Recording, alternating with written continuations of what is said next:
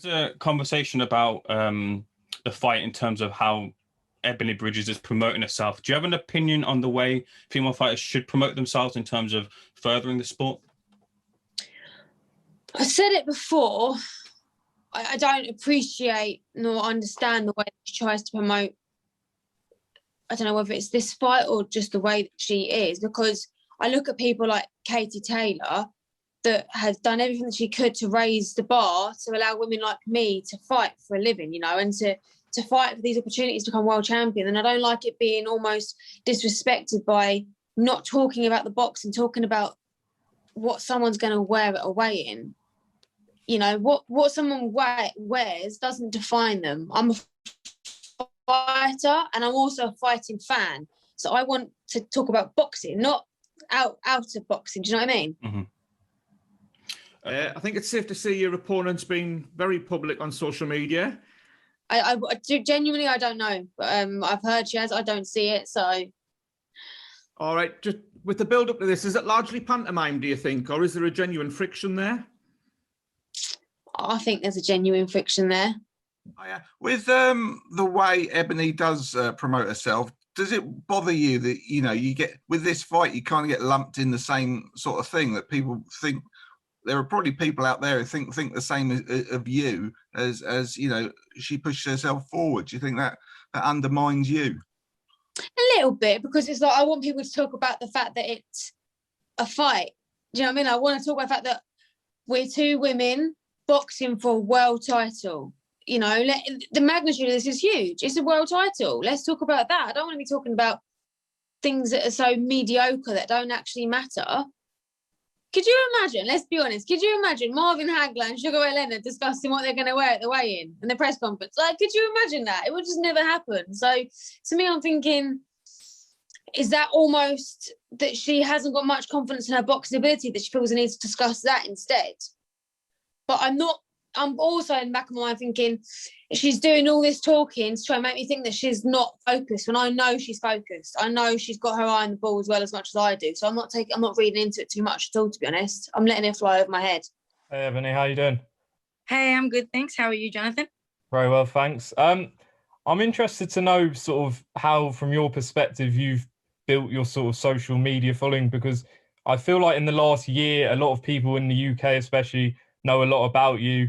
I remember even at fight camp, people asking Shannon Courtenay questions about when she's going to fight you. Yeah. So from your perspective, how have you sort of built your profile? And for those, you know, nowadays for fighters, how important do you think self-promotion is?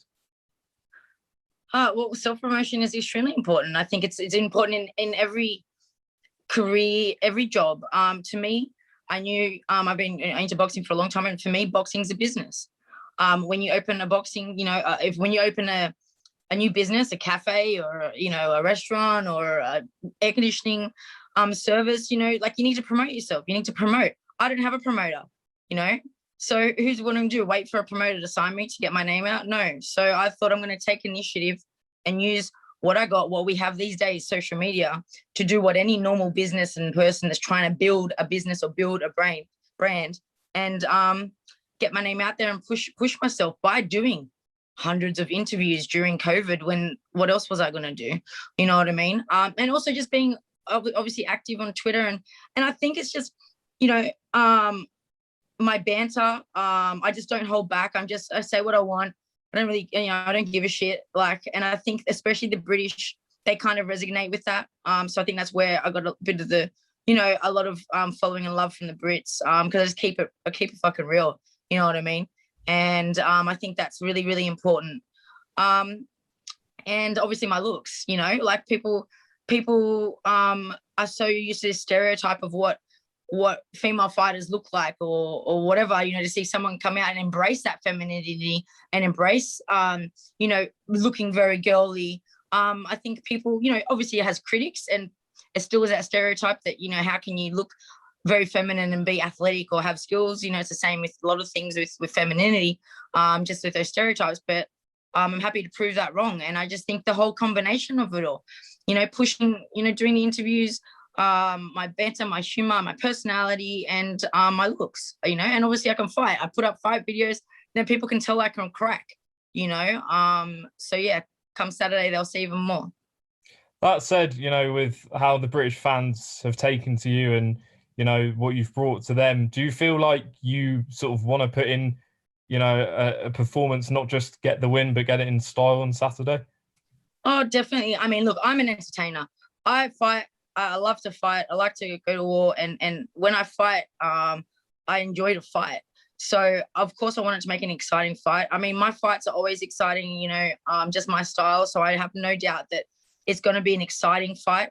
And I do want to put on a good performance, obviously, especially for my followers and my fans who believe in me. I want to prove for them who back me that, hey, you know what? See, I was saying she's the real deal. She's the real deal. So, yeah, definitely it's important, you know. But, hey, as long as I get that win, whatever happens. Alongside your wins in the ring, you've, like people have said here, you've managed to promote yourself and market yourself through social media, which has aided you into getting into the position of a world title fight at the weekend. There are women in the sport who speak against sexualization of the sport. Do you feel a responsibility coming into the night where you could win a world title to adhere to promoting women's fighting in any certain way? I'm not really sexualizing myself. I don't know what photos you see of me doing, you know, bending over or putting sexual poses or being sexy, like out of my way, trying to sexualize photos. I definitely don't. I just happen to have a big chest. I happen to have a nice looking face and I happen to have a good ass. And unfortunately, people just look at that as me sexualizing, but it's just my body. It's how I look. And I'm not going to hide it. Like, I don't want to wear a potato sack or baggy pants. Why should I do that? And I think it's important to be able to embrace what you have. And I think it's important to be able to show that it's not sexualizing the sport. What it's doing is it's showing femininity. It's showing that we're still women as well. You know what I mean? And that's okay. And it's okay to be feminine and do a male-dominated thing, a male-dominated sport, or something that's maybe not looked at feminine. Why can't you know, like the UFC do it? They have no problem with, you know, the girls looking pretty up there. Like, it's just it's funny. It's just such a crazy topic that everyone's so wild about. Like, I mean, I weigh in underwear, literally weighing in underwear. Everyone else weighs in underwear as well. Like, what? You know what I mean? It's just the way I look. It's how I am, you know. And I'm all about being you, being real. And I'm gonna go and play down my looks, or not do my hair, or wear something baggy that doesn't show my body, or put on track pants when I train in case someone looks at my ass and goes, "Oh, that's sexualizing boxing," or try and tape down my chest because it's big to try and hide the fact that I have a chest. Why? You know what I mean? I just don't understand what it is, you know. And we got to use what we have. Mm-hmm. Not everyone has it. So then you got to use what you got. Go use what you got, whatever it may be. Do you know what I mean? But why should I not use everything that I have, including my personality, including my looks, including my skill and my intelligence that I have? I appreciate your response there. With that, then, would you advocate for more women in the sport or in the fight game in general to be promoting themselves much more than the way they are right now? Definitely. Don't be scared. I bet you there's so many women out there that are so scared to promote themselves in a way, in a feminine way, or feel sexy or feel comfortable putting up pretty photos or whatever because of this stigma of, oh, you shouldn't sexualize. Who cares? Who cares? Like, you be you. And if someone wants to sexualize that and turn that into something sex, like, and they want to make that sex, that's up to them. That's not you. You know what I mean? And I just think that it shouldn't be a problem that you have to be sitting there thinking, oh, I better not post that or I better not do that because someone might judge me. Fuck, you know what I mean? I just think that judging, I think people should just be able to do whatever they want, promote themselves however they want, and feel comfortable in their own skin, doing their things without judgment. Fair enough. And final question to you. You've mentioned in other interviews about getting like a crazy amount of DMs from people asking you to knock out Shannon Courtenay because of an apparent dislike for her. Is that a sentiment that you share? So, as in something that I want to do? Do you dislike her? Oh, not really. I mean, you know, I don't know her really to dislike her.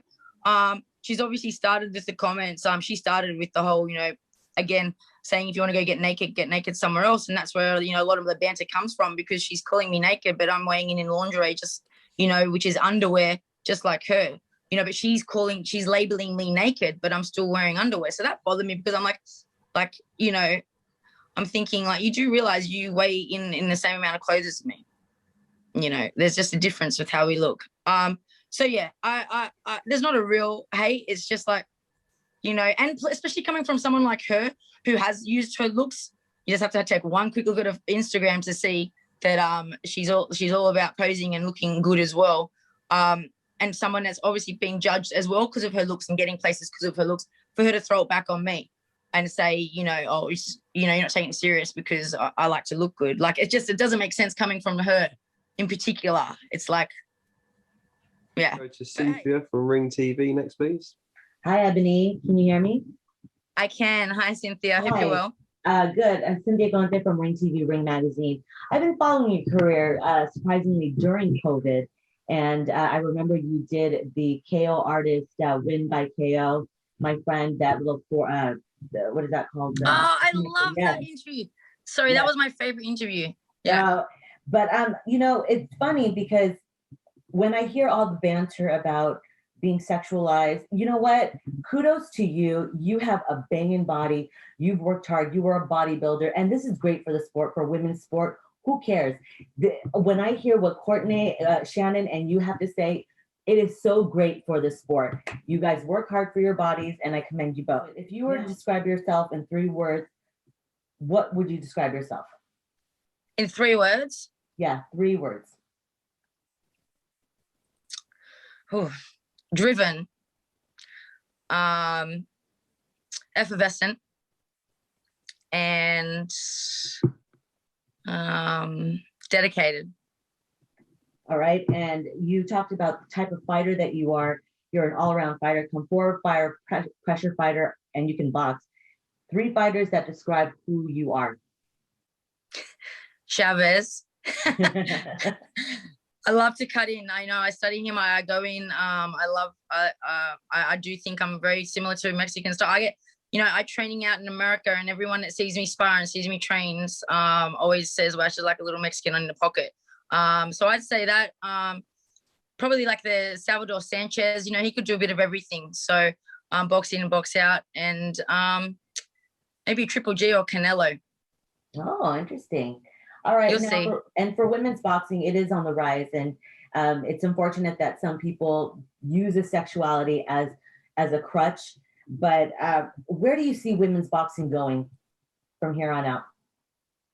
I just don't see what's the point. I don't see the problem with it. Like, it's not about sexualizing. It's just about being, you know, showing femininity to a male-dominated sport, which is, I don't think, is an issue.